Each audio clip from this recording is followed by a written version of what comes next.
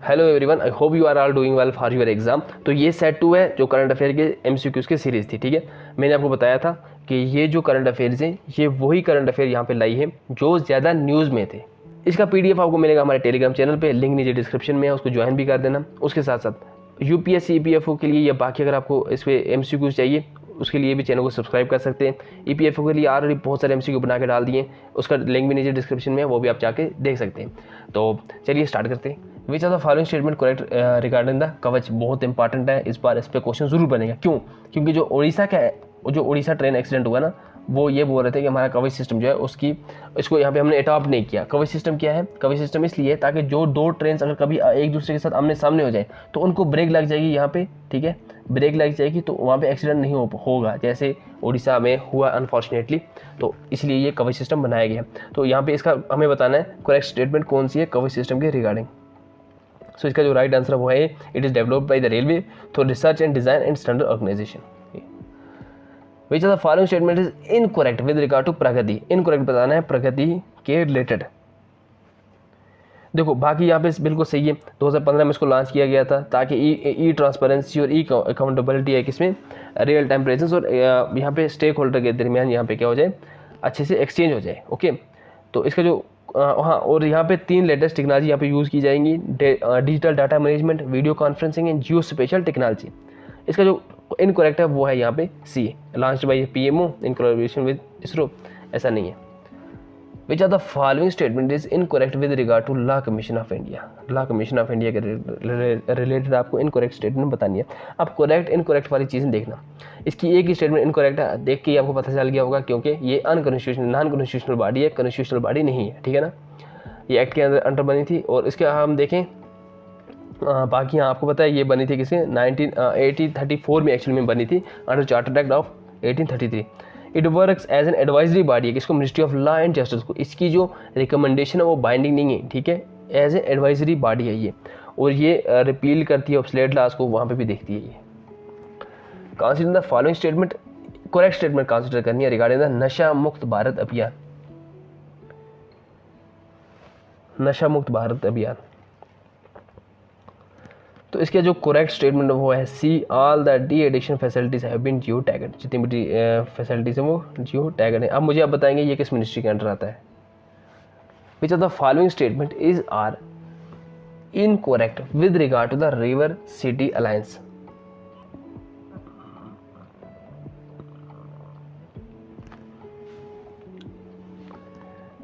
तो यहाँ पे इनकरेक्ट बताना है आपको। सो इट वाज हो ओके, ए जो है ये इसका राइट आंसर है, I mean correct incorrect answer है ए। ठीक है ना, 1 एंड 2 जो है वो इनकरेक्ट है।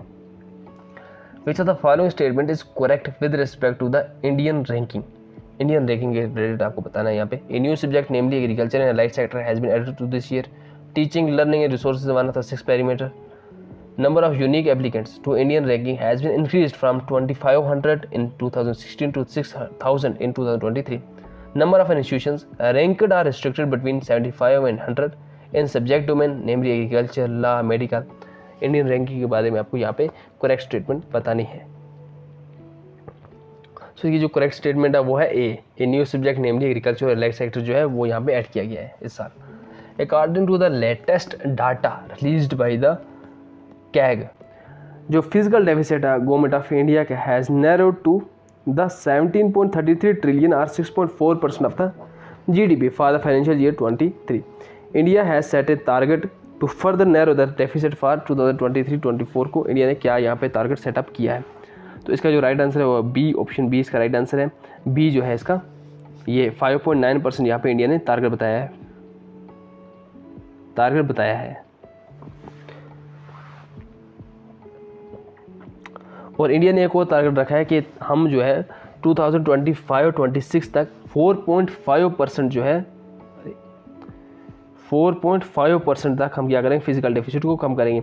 अब जो physical responsibility budget management act था ना, इसने टारगेट रखा था यहाँ पे 3%, लेकिन उसके साथ साथ इसने एक कमेटी बैठाई गई थी यहाँ पे इनके संघ के अंडर। उन्होंने यहाँ पे एक एस्केप क्लास रखा था, अगर गवर्नमेंट का एक्सपेंडिचर ज़्यादा हो जाता है या कोई ऐसी कैलेमिटी हो जाती है, कुछ ऐसी चीज़ हो जाती है, तो गवर्नमेंट जो है वो ज़्यादा ले सकती है, यहाँ पे लोन जो है वो ज़्यादा ले सकती है।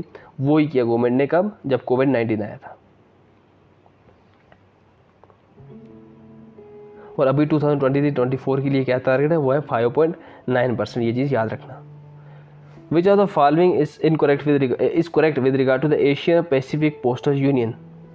एशिया पैसिफिक पोस्टल यूनियन बहुत ज़्यादा ज़रूरी है। क्यों? क्योंकि एशिया पैसिफिक पोस्टल यूनियन के जो चेयरमैन बने हैं वो बने हमारे कैग जो हैं गिरीश चंद्र मुर्मू जी। ओके, इसलिए इंपॉर्टेंट है। तो ये आपको यहाँ पे इसके रिलेटेड करेक्ट बताना है, ठीक है। सो ए है वो ही सिर्फ एक करेक्ट है, ये inter government postal training institute है, कहाँ पे, एशिया पैसिफिक रीजन में। उसके साथ अगर हम देखें next, historic centre of Odesa has been lifted as a world heritage site in danger. It is located in which of the following countries. Historic city of Odesa, ये कहाँ पे है, ये यूक्रेन में है। B is the right answer. So which of the following statement is correct with regard to the national policy for rare disease NPRD 2021। Correct statement बतानी है आपको यहाँ पे। इसका जो राइट आंसर है वो है सी, यानी financial support to 20 lakh is provided to the group 1 disease. What is the maximum upper age limit for a single prospective adoptive parent or for the adoption of child below 2 year of age? तो यहाँ पे इसका आपको बताना है as क्या है, ठीक है, अपर एज लिमिट क्या है यहाँ पे।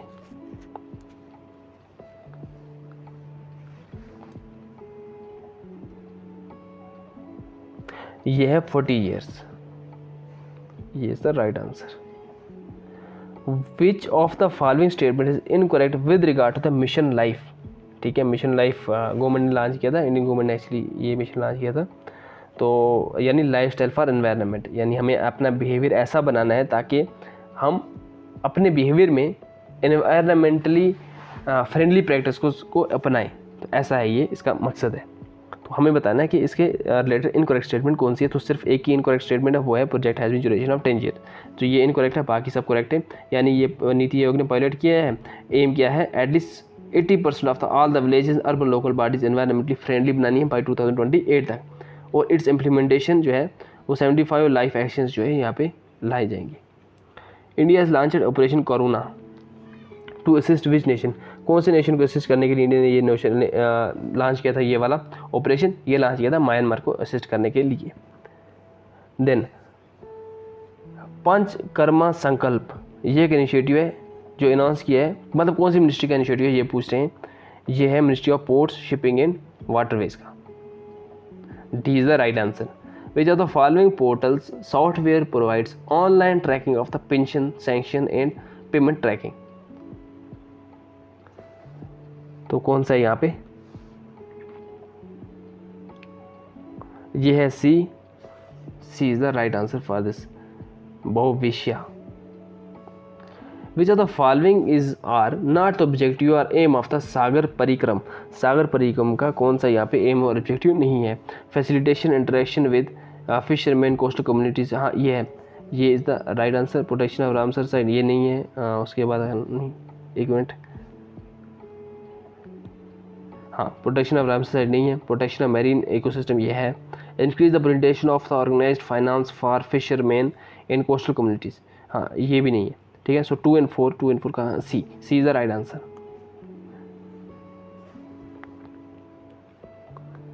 Exercise Al Mohed Al Hind 2023, I hope ये आपको पढ़ी होगी, बड़ा न्यूज़ में था ये वाला एक्सरसाइज, कहाँ गया, हाँ ओके। तो ये किसके दरमियान है, मतलब इंडिया और किसके दरमियान है ये वाली एक्सरसाइज, ये है सऊदी अरेबिया के दरमियान।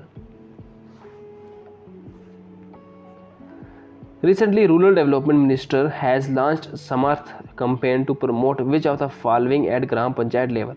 समर्थ programme ministry of rural development ने इसको रूरल डेवलपमेंट मिनिस्ट्री ने लॉन्च किया होगी। तो ये बता रहे हैं कि हमें आपको ये बताना है कि ये किस लिए किया है, मतलब कौन सी चीज़ के लिए प्रमोट करने के लिए किया है ये वाला प्रोग्राम।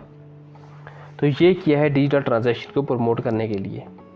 डिजिटल ट्रांजैक्शन को प्रमोट करेंगे तो इससे क्या होगा, जो वाइट मनी इकॉनमी में वो बहुत ज़्यादा आएगी। So next question is consider the following statement with regard to national e Vidhan application. नीवा के रिलेटेड आपको बताना है।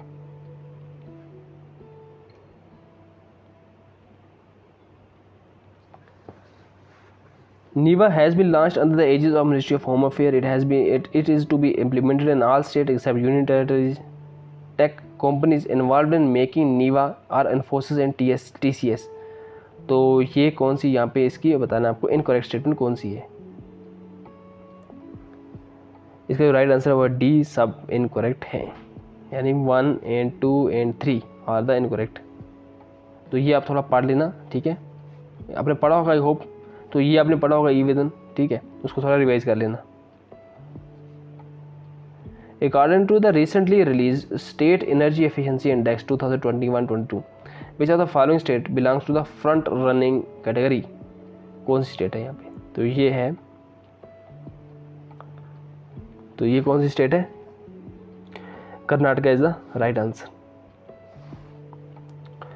As mentioned in the Union Budget 2020-24, which of the following programme scheme, हाँ प्रोग्राम और स्कीम, देखो स्कीम्स पे मैंने ऑलरेडी वीडियो बना के रखी है, उसका लिंक मैं नीचे डिस्क्रिप्शन में दे दूंगा। इंपॉर्टेंट स्कीम्स हैं जो न्यूज़ में थे वो वहाँ पे मैंने डिस्कस किया, उसको मैंने डिटेल में, बहुत डिटेल में डिस्कस किया, बहुत ज़्यादा डिटेल में, तो वो भी आप देख लेना, उसमें आपको सारा रिवीजन हो जाएगा। अगर नहीं पढ़ा है तो उससे नोट शार्ट बना लेना। ओके, तो ये कौन सा है, इसका राइट आंसर क्या है? इसका राइट आंसर बी है, 2 and 3 is the right answer. परिणाम to incentivise state to promote alternate pesticides, MISHTI for wetland expansion under coast line, ठीक है, अलॉन्ग कोस्ट लाइन के अंडर करना है। मिश्ती कब लाए थे ये अभी आपको पता है, अपने ये यानी ये कोस्ट लाइन, और यहाँ पे मेन ग्रुप्स को ज़्यादा यहाँ पे फोकस किया गया था, किस पे? मिश्ती पे। Which of the following statement is are incorrect with regard to mission survey Antyodaya mass mission के रिलेटेड? तो कौन सा यहाँ पे करेक्ट है? वो है 2 यानी B, it is under the aegis of ministry of agriculture and, sorry incorrect, ये बताना है हमें। तो देखो मिनिस्ट्री सर्वे जो है ये अकाउंटेबिलिटी फ्रेमवर्क के लिए है, और यहाँ पे मेन क्या है, एनुअल सर्वे करनी है किसकी? ग्राम पंचायत लेवल की, ताकि हम क्या कर सके, प्रोग्रेस जो है डेवलपमेंट क्या हो रही है रूरल एरियाज़ में उसको यहाँ पे कर सके, चेक कर सके। फिर ये एनुअल सर्वे करता है पंचायत लेवल पे, प्रोग्रेस जो है रूरल डेवलपमेंट एरियाज़ में क्या होती है वही देखने के लिए। हाँ, ये जो है P is the incorrect.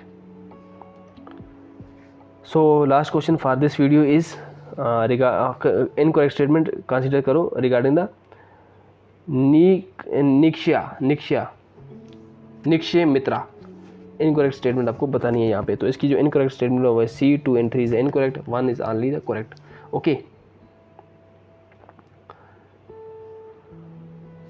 Okay, तो ये थे हमारा पार्ट 2। पार्ट 3 भी अपलोड हो गया होगा, उसको भी देख लेना। हाँ, बाकी जो है वो भी देख सकते हैं आप। हाँ, वीडियो को लाइक ज़रूर करना और शेयर कर देना बाकी फ्रेंड्स के साथ। ओके।